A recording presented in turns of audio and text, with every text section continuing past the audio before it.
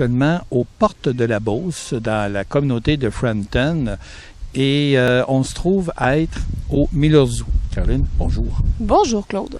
Le Miller Zoo, c'est quoi exactement?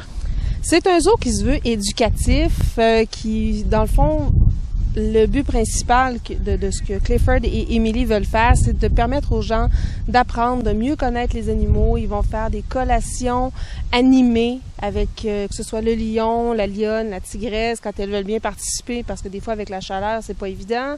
Avec les petits singes aussi, qui sont magnifiques, qui sont une nouveauté de cette année. Avec l'ours noir Buddy, qui est un merveilleux rescapé de la nature. Il a été victime de braconnage, donc il a perdu un bout de patte, mais il est en super forme. Puis enfin, tout le reste de la ménagerie aussi. C'est vraiment un de mes endroits préférés. On est dans la Beauce, on est aussi dans une zone boréale. Bon, tu as parlé tout à l'heure d'animaux exotiques, bon, lions, félins, etc. Mais on retrouve aussi des animaux typiques de la faune boréale québécoise. Ben oui, juste en arrière de moi, on a le beau Alfred, 1 an et demi, qui est un donneur de bisous exceptionnel. C'est un orignal.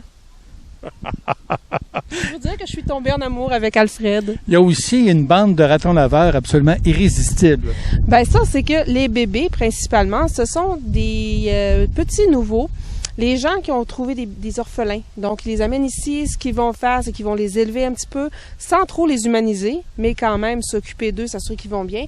Et plus tard à l'automne, les remettre dans la nature, tel que convenu avec le ministère de la Faune.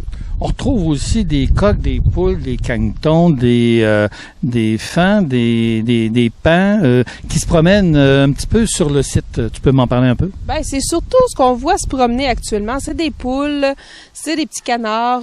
Nous avons Brindille aussi, la merveilleuse petite chèvre qui se promène comme ça et qui fait comme moi, je me suis sauvée.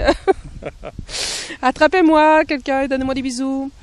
On est à combien de minutes du centre-ville de Québec, Caroline? Bon, je vous dirais à peu près 1 heure. Québec, Frampton, c'est à peu près 1 heure. Tout dépendant de où vous partez exactement, là, je vous dirais, de la porte de chez nous à Charlesbourg, à venir jusqu'ici, c'est 1 heure.